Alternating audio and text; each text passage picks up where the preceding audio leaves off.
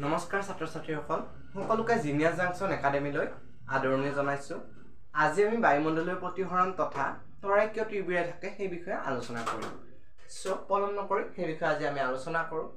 বায়ুমণ্ডলীয় প্ৰতিসৰণৰ বিষয়ে অধ্যয়ন কৰাৰ আগতে আমি এটা উদাহৰণেৰে তাৰ বিষয়ে ভালদৰে জানি লওঁ।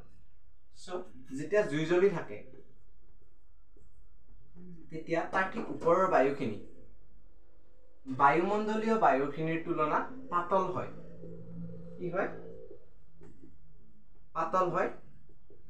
ইয়াৰ তুলনাত ই পাতল হয়। কিয়নো এই বায়ুখিনি গৰম হয়, কাৰণ জুইৰ ঠিক ওপৰতে থাকে আৰু এই বায়ুখিনি চেঁচা হয়। চেঁচা হোৱাৰ লগে লগে এই বায়ুখিনিৰ ঘনত্ব কি হ'ব? বেছি হ'ব।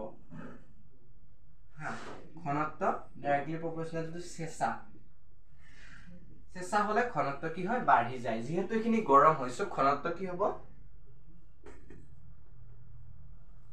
ঘনত্ব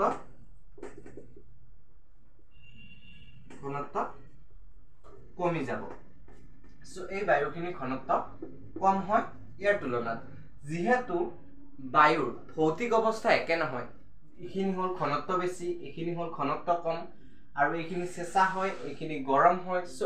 এইবিলাকৰ কাৰণেই আমি এই জুইখিনিৰ এই গৰম বায়ু জুইখিনিৰ ওপৰত ঠিক গৰম বায়ুখিনিৰ ওপৰেৰে যদি কোনো এটা বস্তু চাওঁ, কঁপি থকা দেখা পাওঁ। আৰু সেইবাবেই আমি বস্তুটো কঁপি থকা দেখা পাওঁ, যিহেতু এই বায়ুমণ্ডলৰ ভৌতিক অৱস্থাটো স্থিৰ নহয়। এঠাইত গৰম হয়, এঠাইত চেঁচা হয়।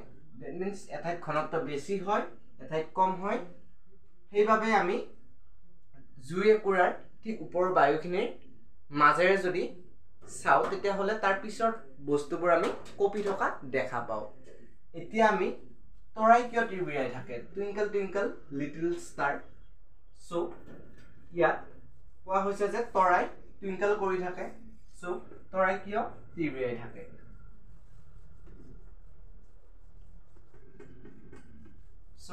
এইটো তোমালোকে তৰা বুলি কনচিডাৰ কৰা, আৰু এইটো আৰ্থ হয়।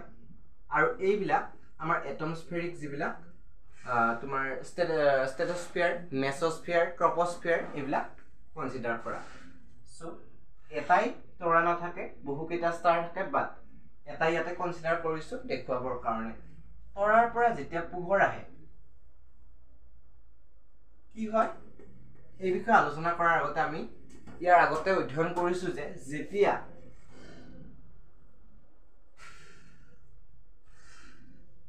ধৰি লোৱা এইখিনি কি হয়? বায়ুমণ্ডল হয়। এইখিনি বায়ুমণ্ডল, আৰু এইটো কাঁচ হয়, আৰু এইফালে আকৌ বায়ুমণ্ডলে আছে। আমি ইয়াৰ আগতে প্ৰতিসৰণাংকৰ বিষয়ে ষ্টাডি কৰোঁতে পাইছো যে যেতিয়া কম ঘনত্বৰ পৰা বেছি ঘনত্বলৈকে প্ৰৱেশ কৰে, তেতিয়া ই অভিলম্বৰ কাষ চাপে।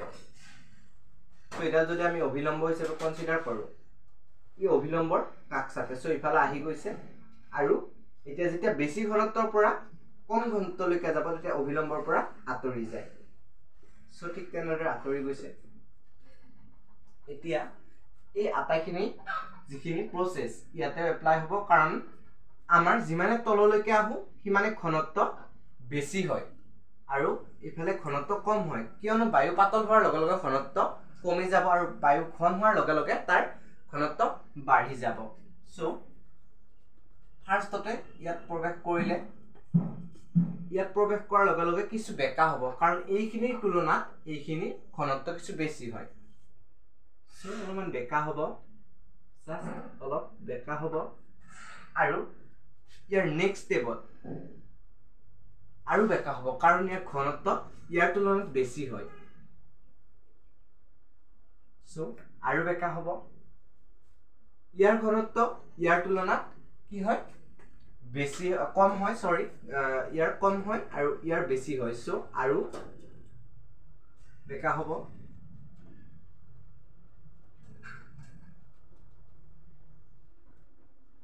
এইদৰে আৰু বেকা হ'ব। 1 minute।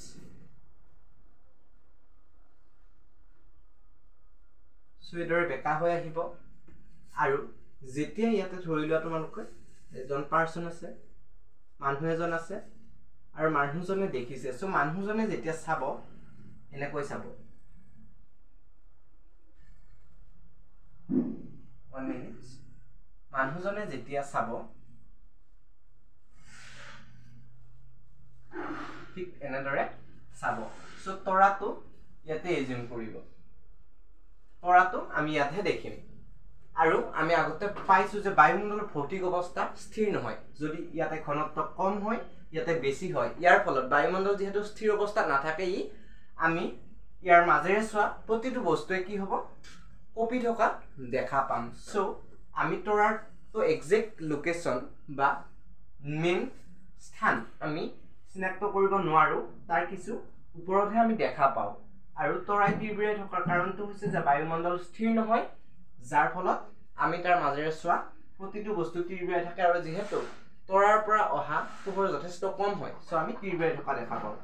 কিন্তু আমি সূৰ্য এটাক, বেলিটো কেতিয়াও তিৰবিৰাই থকা দেখা নাপাওঁ, কাৰণ ইয়াৰ পৰা অতিমাত্ৰাৰ পোহৰ আহে। যদিও কঁপিছে আমি কঁপাখিনি দেখা নাপাওঁ, অতিমাত্ৰাৰ পোহৰ অহাৰ কাৰণে আমি ইয়াক স্থিৰ পোহৰ হিচাপে কনচিডাৰ কৰোঁ। সো এইটোৱে হৈছে মেইন কাৰণ যে ইয়াৰ একজেক্ট লোকেশ্যনটো আমি ধৰিব নোৱাৰোঁ, প্লাছ বায়ুমণ্ডলে কম্পন হৈ থাকে, বায়ুমণ্ডল ভৌতিক অৱস্থা স্থিৰ নহয়, যাৰ ফলত আমি তৰা এটা তিৰবিৰাই থকা দেখা পাওঁ। So thank U.